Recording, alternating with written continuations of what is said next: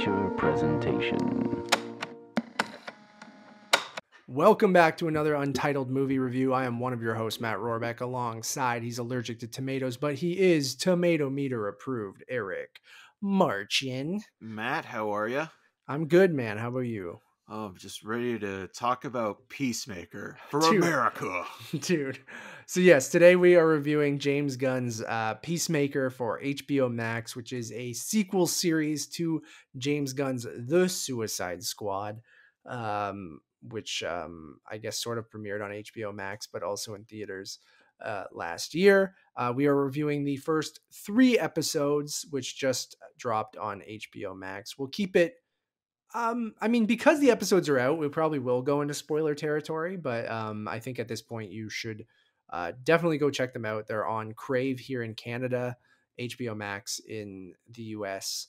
A show that I was somewhat skeptical of based on the first trailers, and even like I really liked this Suicide Squad, but it took me. And it you took me a little- rewatched it too, right? I did. The night before this premiered, I went back and watched The Suicide Squad again, and I enjoyed it even more the second time.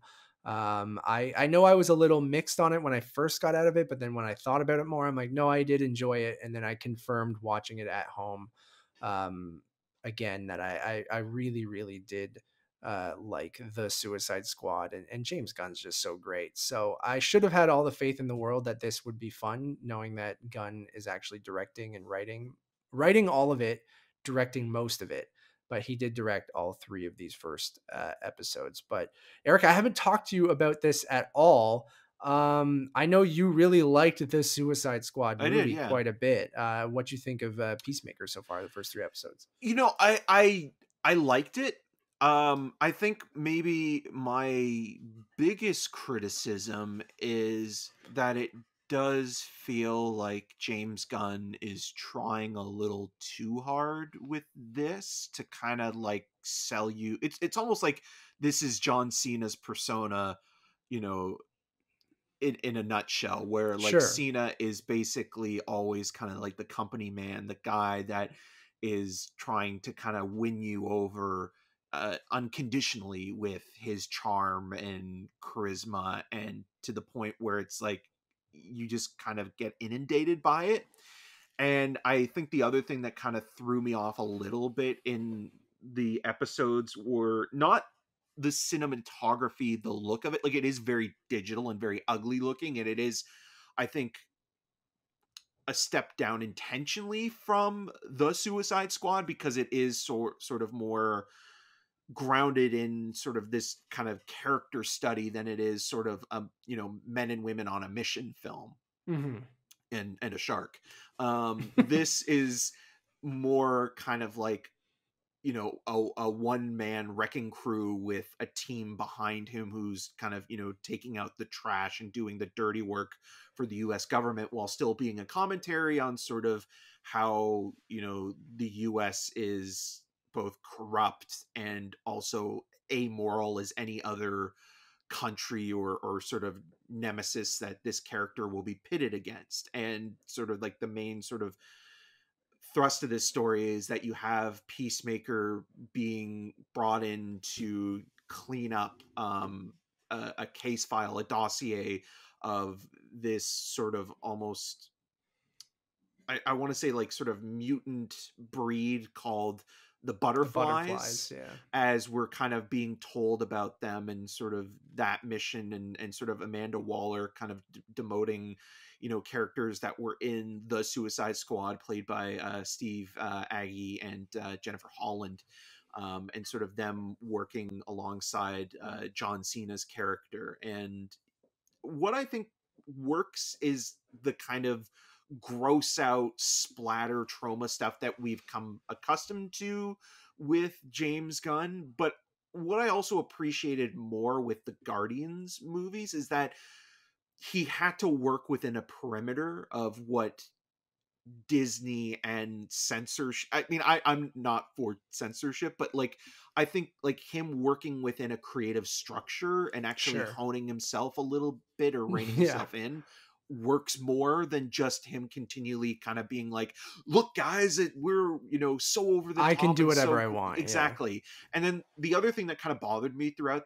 the 3 episodes is the shaky cam stuff. I don't think it was necessarily warranted, even though again, like, it's going for a kind of more sort of gritty, down to earth kind of quality, but it just kind of throws you off a little bit and it doesn't really work all the time. And then also like the stuff with John Cena's character and his relationship with Robert Patrick, who plays his father in the show, I don't think is really interesting, with the exception of maybe who Robert Patrick's character kind of is, this weird hybrid of both, sort of like, he almost reminds me weirdly of like Steve Bannon in this.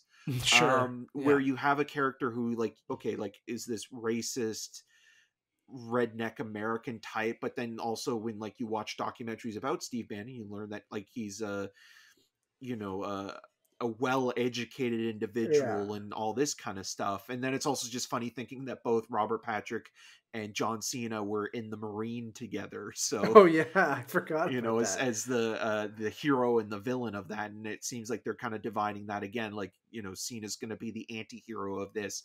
Yeah. And some of the jokes work better than others. I think the one thing I laughed at the most was when Cena has, or shares, this kind of nice moment on a stakeout with Jennifer Holland's character, and has this trail mix that she gives him some, and he puts some of the Empty empty calories. calories back. That I actually really Which is laughed funny at. that's like a pretty innocent joke, and that's the thing that works for you. And I agree with you with James Gunn, where he splats so much at the wall that, like, you know, a good chunk of it sticks, but some of it doesn't, obviously, because he just throws so much at you.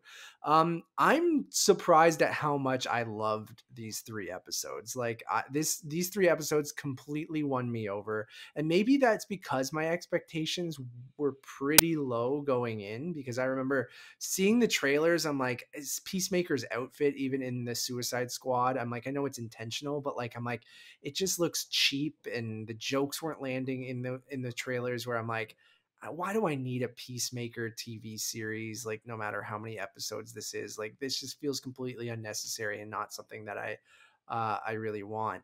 And I thought John Cena worked as the character in the Suicide Squad. Like, we've talked about him a lot of playing to his strengths, and you've already put that pretty perfectly, that this is playing to his strengths almost to the 100th degree. But it just, from the moment like the opening credits hit, and I was like, oh, this is the vibe we're going for. I'm all in on this. Like, I love the opening credits to this series. I feel like it has that fine balance of being very dark and weird at times, and serious, and playing with, you know, emotions and characters, and with relationships, like you said, with his father and different things, and kind of bringing some of that I don't think we really got with Peacemaker in the Suicide Squad, that you'd almost feel like, do we need this from that character? But like, I don't know, these 3 episodes did a really good job of even winning me over on people like Jennifer Holland and Steve Agee or Agee. I thought it was Aggie, but yeah. Agee, whatever. I always get these things wrong. But anyways, winning even those characters over that I don't think really worked in the Suicide Squad, but like, as this kind of ragtag team comes together, just like in Suicide Squad, like, I really like Danielle Brooks' character, Leota Adebayo, and like, I Who's just found really good. myself. I think that he She's has a great. great. Oh, The relationship with her, who's the other guy that the kind of like the one that they're not really sure, who's not, Vigilante. no, not who's also very funny. No, I'm Yeah. talking about the actor who's just cast in Guardians 3. Oh, yeah. Sorry. Chukwudi Iwuji, who's playing Clemison Mern in this. He has an And amazing moment, and it's a very subtle scene where like he hands over the dossier to John Cena's character, and John Cena's character opens it in this kind of like Denny's like restaurant. It's like, don't open it here. yeah, but he also wore his costume there. And like, it's good. He's great as well. So like, I like the dynamic between the team. And then I just found myself consistently laughing throughout the whole thing, and just at the ridiculousness of it, as just John Cena as this hulking man, just being the like I just think, again, he's so good at this comedy action comedy stuff of playing to this lovable doofus who's also a piece of shit. And it's kind of, you know what, I'm gonna bring it all back to Cobra Kai. It gave me a lot of Cobra Kai vibes of Johnny Lawrence, of this guy who's not really a great person, but it's that kind of himbo thing, right? Of like this lovable doofus who you want to cheer for, but he's doing bad things or saying bad things, but is constantly funny, but you also shouldn't be laughing at what he says, but you know it's just because he's a moron and he doesn't necessarily mean them in like a bad way, and he has quote unquote good intentions, even though he would murder any man, woman, and children because he's so patriotic. Like, I just think there's a lot of comparisons between him and Johnny Lawrence that I found myself having the same kind of giddy glee I had watching Cobra Kai at the beginning that I was getting in these first 3 episodes. I don't think I like it as much as Cobra Kai at all. Right. But I kind of got those vibes where I'm like, oh, I didn't think I wanted this. And then when they gave it to me, I'm like, I'm intrigued by Project Butterfly and like what the hell those things are. Are they aliens? Are they cyborg like robots? Are they these weird creatures? Like, I couldn't get a good, like, they look metallic, but I liked how weird that reveal was. I liked the splatter violence and the fight sequences. I think are ridiculous and a lot of fun. Like seeing John Cena just get into a fight scene with it, like, who reminded me of Cheetah. I thought she was going to be like connected to Kristen Wiig's character from Wonder Woman. But that fight scene of him in his underwear with her, I think, is really funny. And where it ends. yeah, it's just like, but even like, how it keeps going, how he has to escape the I thought that was funny. situation, I kept laughing at it. I kept laughing at it. Like each time he would jump off the balcony to the next thing, I just found myself consistently laughing at it. And the Robert Patrick stuff, like the reveal with him in the prison of being, I think his character is White Dragon. I don't know much about the character at all, but being this white supremacist kind of character.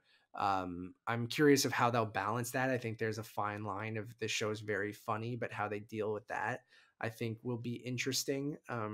But you see a lot of the shittiest parts of Peacemaker, obviously, coming from his father, who supplied him with his costume and things like that. So even though he had good intentions, his father is also a patriot, but on that far right side of things of being just a horrible person.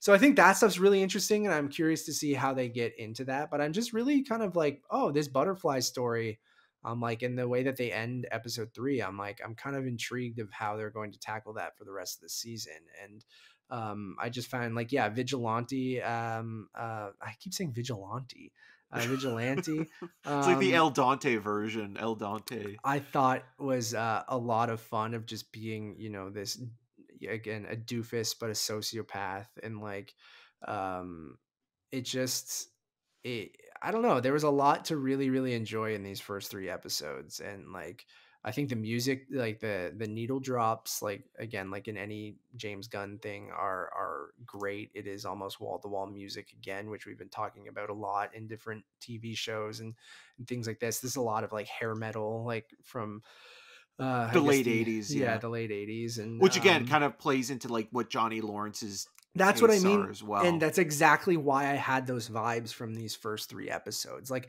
I do think Cobra Kai is more well-rounded and has better character beats, but again, we've had 4 seasons of which is Cobra Kai, amazing and to like, think that like Cobra Kai, like based on like really one movie and like yeah, 3-4 middle of the road sequels, where yeah, like DC has more, I think, to kind of go with. And like to think that like Cobra Kai has become this like like so rich in its mythology. yeah.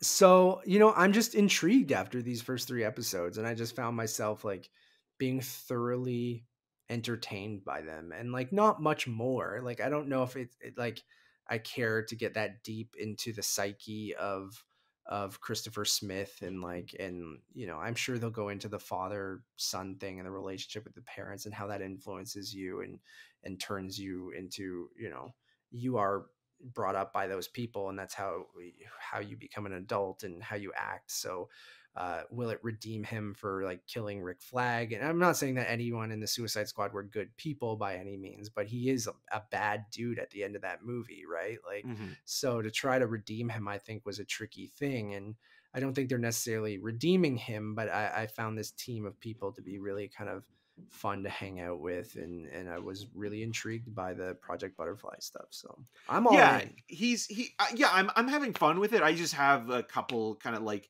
it's rough around the edges, and partly it is intentional, but I do wish that James Gunn wouldn't he doesn't have to try that hard. Like, I feel like he is trying to like go in full throttle sometimes, and it just feels like you don't need to, even though like part of the show's, I guess, appeal is how extreme it can get, going from 1 to 10 in a moment's notice based on like the scenario of what the character's situation is, and sort of getting himself involved in missions that go awry, or, you know, hanging out with characters that are not great with him. But yeah, I think like it's interesting seeing how it's basically playing him as both an anti-hero, but also as somebody, maybe someone you're not sympathetic towards, but you can now see him as both sad and pathetic, as he is kind of like also dealing with the fact that like he isn't a good person, and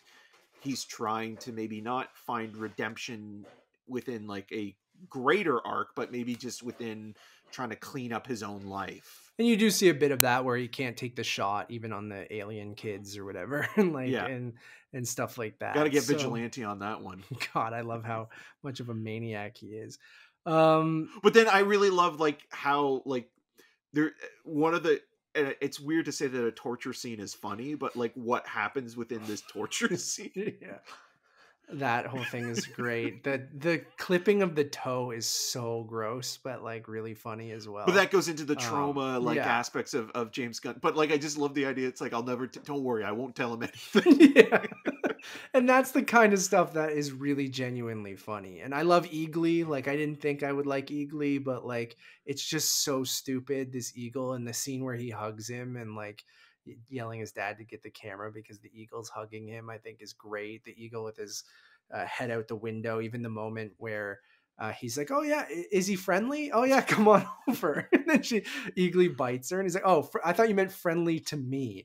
And I'm like, that's just such a funny line. And like, I'm all in, and I didn't think I'd be all in. So maybe I was just like very pleasantly surprised by the whole thing. Maybe low expectations kind of played a part in sort of enjoying I think it absolutely did, because we've been sort of down on the DCEU and even Suicide Squad. Yeah, again, I enjoyed it, but I don't know if I needed a spin-off, especially from the Peacemaker character. Like, I thought John Cena was enjoyable enough in the Suicide Squad, but it wasn't something where I was like, oh yeah, I can't wait for that. So I think that maybe played into it, where I put these 3 episodes on and I was like, fuck, I would watch this whole thing if it was out right now. So I would have just kept watching, and that's how much I enjoyed it. So I definitely understand where you're coming from, especially with the James Gunn thing, where not everything works. And I do feel like he is at 150 on this show, and maybe you could have toned it down to 90 or something like that, or even 100. And with his humor, it's like for every, joke that works, there may be a joke or two that doesn't. And so yeah, I'm all in on it. I can't wait for tomorrow. We get another episode, and like I can't wait to watch this week to week. And I did not think I would be saying that. Like, I enjoyed everyone, I feel like this is blasphemous for me. I've enjoyed those 3 episodes probably more than most of the MCU Disney Plus stuff. Like, I will say I like this way more than the sort of like the patriotic stuff on the Marvel side, like the Falcon and the Winter Soldier, and even Hawkeye, like the kind of like the human stuff and sort of like the Black Ops espionage kind of aspect. I just found that it's a conversation we briefly brought up on the 111th episode of Untitled, where I just find, like, why I think I enjoyed this more is because I really feel like it had its own feel to it. And again, I go back to those opening credits, or I personally like how it looks, and I like that it both I get what you're saying, that feels cheap, but which is intentional. But I also feel like it has a lived in kind of like real world, even though it's ridiculous and over the top and isn't real world. But like that, there's an artificialness to the Marvel stuff that of course I love. Like I'm obsessed with the MCU, but they all feel a bit samey after a while. And I still think I like WandaVision and Loki because I'm so invested in those worlds that I think I ultimately those shows will see with Peacemaker. But like, I just found myself immediately going, oh shit, this feels like it's carved out its own little kind of, vibe to it that feels sort of part of this overall thing that the DC universe has going on, but feels much different than the Disney Plus stuff. And it goes back to that whole HBO. I just feel like there's a feel to HBO content, even though this is HBO Max, that the Disney Plus stuff still hasn't figured out. And I don't know, I'm repeating what I kind of said on that episode, so go back and listen to us, but it might be a Marvel thing of going, oh, it has to kind of look like this, you have to use these cameras and stuff like that. Like I want Marvel to be a little bit more playful with that kind of stuff. Like I'm not saying go back to shooting everything on film and things like that, but where DC does seem to be like, yeah, just go for it. I remember seeing Wonder Woman in 70 millimeter, right? Like they do weird shit, and Warner Brothers kind of just goes, you know what? We fucked up so bad that we don't just do whatever you want. Like, and I think that can be a good and bad thing. But I'm always for more filmmaker freedom, and I feel like it does let you have an opening credit sequence like that. It lets you have the splatter violence. It lets you kind of be really R-rated at times, and like but then also lets you have a different vibe and feel than other things. And it really feels like a James Gunn joint, which is the thing we talk about on the Marvel side too, of like he was one of those first guys that they brought in that we felt like they really kind of let him do his own thing and carve out his little own corner, or do like actually feel like it was filmmaker first than MCU first. And there's always going to be an element, and James Gunn's even talked about it recently where he's like, Marvel, the only thing they told me I had to do was put Thanos in there and talk about the Infinity Stones. He's like, everything else they let me kind of do whatever I wanted, and the story could be my own. Like, but he's like, they told me I had to put those in the movie, and those were the only things. So, and that's why I think that movie works so well, because it does feel like it is mostly disconnected from the rest of the MCU at that point of when it was made. And now obviously they've kind of integrated Guardians more into the fold of the rest of the MCU.